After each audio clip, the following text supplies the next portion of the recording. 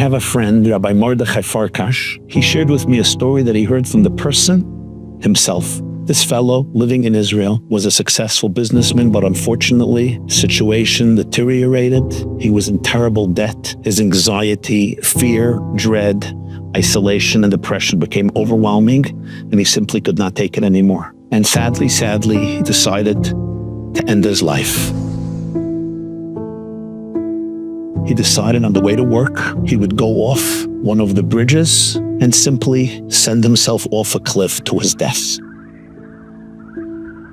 As he's about to leave the door, his wife says, "Can you do me a favor? Our son is learning in the Chabina Yeshiva. I want to send him a little doggy bag, some snacks, some food, a little gift. Can you drop this off at the yeshiva for our bacher or for our boy?" And he thinks to himself, what am I going to be, such a narcissistic father? That one last favor my wife asks of me to do, I won't do. He takes the bag.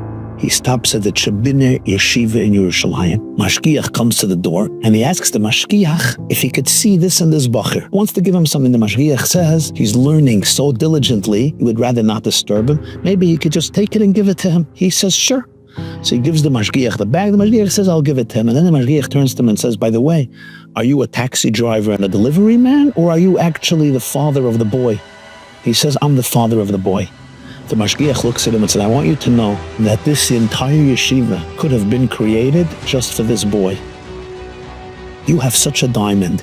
I can't even describe what a precious young man your son is. And the Mashgiach just goes on and on to extol the virtues of his boy. He said, I do not know what your wife and you did to merit such an incredible human being. You should have a lot of nachas. Thank you. Have a beautiful day. I'll give him over the bag. As the father leaves the yeshiva, he's thinking to himself, I just heard about what a boy I have. How much unbearable pain will I cause him when I kill myself today? And he will know that he has no father anymore, and that his father ended his life through suicide. I cannot do this to my boy. He changed his plans. He left Israel. He moved to another country, and he shared this story with Rabbi Farkash.